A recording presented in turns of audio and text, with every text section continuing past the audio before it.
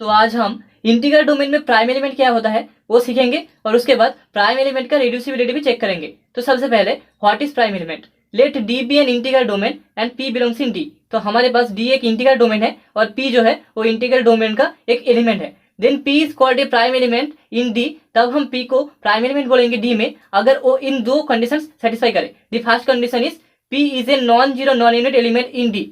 P जो है वो एक non zero non unit element है डी में। और दूसरा कंडीशन है अगर पी ए बी को डिवाइड करे जहां पर ए बी दोनों ही इंटीग्रल डोमेन डी का मेंबर है तो वहां से ए इंप्लाई करेगा कि पी या तो ए को डिवाइड करेगा या फिर पी बी को डिवाइड करेगा। ओके, तो अभी हम एक थ्योरम प्रूव करेंगे, बहुत ही इंपॉर्टेंट थ्योरम। थ्योरम का स्टेटमेंट क्या बोल रहा है, in an integral domain D every prime element is irreducible. तो एक इंटीग्रल डोमेन डी में हर एक प्राइम एलिमेंट इरिड्यूसिबल होगा। सो सॉल्यूशन, तो सबसे पहले हम मान लेते हैं कि पी को एक प्राइम एलिमेंट है इंटीग्रल डोमेन डी में। तो वहां से हम बोल सकते हैं P will B non zero non unit, क्योंकि हमने जब इंटीग्रल डोमेन में प्राइम एलिमेंट का डेफिनेशन पढ़ा था तो वहां पर पहला कंडीशन ही था कि P has to be non zero non unit element in D. तो यहां से हम मान लेते हैं कि ए को एक एलिमेंट है इंटीग्रल डोमेन डी का विथ ए डिवाइड पी, जहां पर जो ए एलिमेंट है वो पी को डिवाइड करता है। तो यहां से हम लिख सकते हैं P will be equals to A B, जहां पर बी जो है वो इंटीग्रल डोमेन डी का ही और एक एलिमेंट है। ओके, तो अभी P equals to A B से हम लिख सकते हैं कि पी डिवाइड ए बी, क्योंकि पी अगर ए बी के साथ इक्वल होगा तो वहां से हम ए बी बोल सकते हैं कि पी ए बी को डिवाइड करता है। तो दिस इंप्लाई ए इंप्लाई करेगा पी या तो ए को डिवाइड करता है या फिर पी बी को डिवाइड करता है, क्योंकि पी जो है वो एक प्राइम एलिमेंट है और प्राइम एलिमेंट होने के लिए दूसरा जो कंडीशन था that is if P divide A B then that will be imply P divide A और पी डिवाइड बी। ओके, तो यहां से दो केसेस अरेंज करेंगे। The case one is let P divide A. तो हमारे पास पहले ही था कि ए अगर डी का कोई एलिमेंट होता है तो ए पी को डिवाइड करता है। तो हमारे पास पहले ये था कि ए पी को डिवाइड करता है एंड द सेकेंड कंडीशन हमने ले लिया है कि पी ए को डिवाइड करता है। तो यहां से हम डायरेक्ट बोल सकते हैं कि ए इज एसोसिएट विथ पी। हमने जब एसोसिएट पढ़ा था तो वहां पर एक प्रॉपर्टी प्रूव किया था कि ए अगर पी को डिवाइड करेगा पी अगर ए को डिवाइड करेगा तो वहां से हम डायरेक्ट बोल पाएंगे कि ए जो है वो पी के साथ एसोसिएट होगा।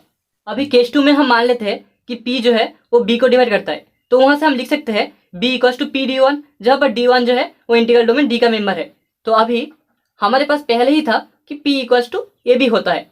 तो यहाँ पर हम लिख सकते हैं P equals to A into B का value that is P D one. Okay, तो this will be equals to P minus A P D one equals to 0। तो यहाँ से अगर हम पी को कॉमन ले ले तो हमें मिलेगा 1 minus A D one equals to 0।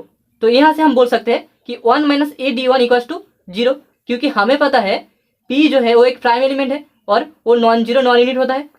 Okay, तो पी 0 के साथ कभी भी इक्वल नहीं हो सकता। This imply A D one equals to 1 और यहां से हम बोल सकते हैं A is a unit. Therefore हमने ये प्रूव कर दिया कि P is an irreducible element in D integral domain D. तो अभी हम एक क्वेश्चन करेंगे, हमें दिखाना है integral domain Z of root over -5 में 3 एक इरिड्यूसिबल एलिमेंट है लेकिन प्राइम एलिमेंट नहीं है। तो हमें इरिड्यूसिबल प्रूव करना पहले से ही आता है। तो सबसे पहले हम मान लेते हैं कि a plus root over -5 b divide 3, जहां पर a plus root over -5 b belongs in Z of root over -5। तो यहां से हम लिख सकते हैं 3 is equals to a plus b root over -5 into c plus d root over -5, जहां पर a b c d all belongs in set of integer, सारे के सारे इंटीजर्स होंगे। तो this will imply norm of 3 is equals to norm of a plus b root over -5 into norm of c plus d root over -5।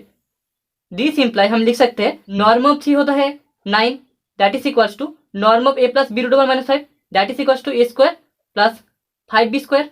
a का और b root over -5 का दोनों का स्क्वायर हो जाएगा और उसे हम ऐड कर देंगे into c square plus 5 D square. तो यहाँ से हम लिख सकते हैं A square plus 5b square equals to 1 and C square plus 5d square equals to 9। दूसरे केस में A square plus 5b square equals to 9 and C square plus 5d square equals to 1। यहाँ पर हमें तीसरा जो condition मिलेगा वो है A square plus 5b square equals to 3 and C square plus 5d square equals to 3। लेकिन हमें पता है कि ए बी सी डी चारों के चारों इंटीजर के सेट में बिलोंग करते हैं, लेकिन ए बी दो इंटीजर के लिए कभी भी A square plus 5b square equals to 3 नहीं हो सकता। सिमिलरली सी डी दो इंटीजर वैल्यू के लिए सी स्क्वायर प्लस 5d स्क्वायर कभी भी 3 के साथ इक्वल नहीं हो सकता। तो ये दोनों इक्वालिटीज होल्ड नहीं करेंगे, तो ये तीसरा केस जो है वो एलिमिनेट हो जाएगा। तो यहाँ से हम बोल सकते हैं कि a plus B root over minus 5 is a unit और c plus D root over minus 5 is a unit, क्योंकि A square plus 5b square का वैल्यू इक्वल्स टू 1 आएगा या फिर C square plus 5d square का value equals to 1 आएगा। तो यहाँ से हम ये बोल सकते हैं कि दोनों में से कोई एक यूनिट होगा। Therefore हम बोल सकते हैं कि 3 is an irreducible element in z of root over minus 5। अभी सेकंड पार्ट में हमें integral domain z of root over minus 5 के लिए 3 एक प्राइम एलिमेंट नहीं है ये दिखाना है। तो हमारे पास d equals to z of root over minus 5 है, p इक्वल्स टू 3 है और हमने ए बी इक्वल्स टू 21 मान लिया है। तो 21 को हम लिख सकते हैं 1 plus 2 root over minus 5 into 1 minus 2 root over minus 5। क्योंकि हमारे पास integral domain d equals to z of root over minus 5 है, तो हम 21 को इस फॉर्म में लिख सकते हैं। तो यहाँ पर हमने प्राइम एलिमेंट के डेफिनेशन में पढ़ा था, जो दूसरा कंडीशन है that is if p divide A B that imply p divide A और p डिवाइड b। ठीक है, और होगा यहाँ पर तो p a को डिवाइड करेगा या फिर p b को डिवाइड करेगा। लेकिन हम यहाँ पर देख सकते हैं कि 3 जो है मतलब कि p जो है वो ए बी 21 को डिवाइड करता है। यहाँ से ये इम्प्लाई करेगा 3 जो है वो 1 plus 2 root over minus 5 1 minus 2 root over minus 5 इसको डिवाइड करता है। लेकिन हम यहाँ पर देख सकते हैं 3 इज नॉट ए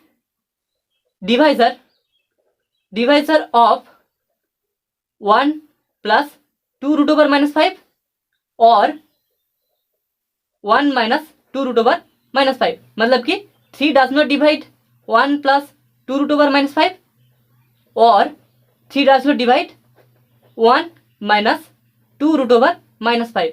तो यहाँ से हम बोल सकते हैं hence 3 is not a prime element in integral domain z of root over minus 5।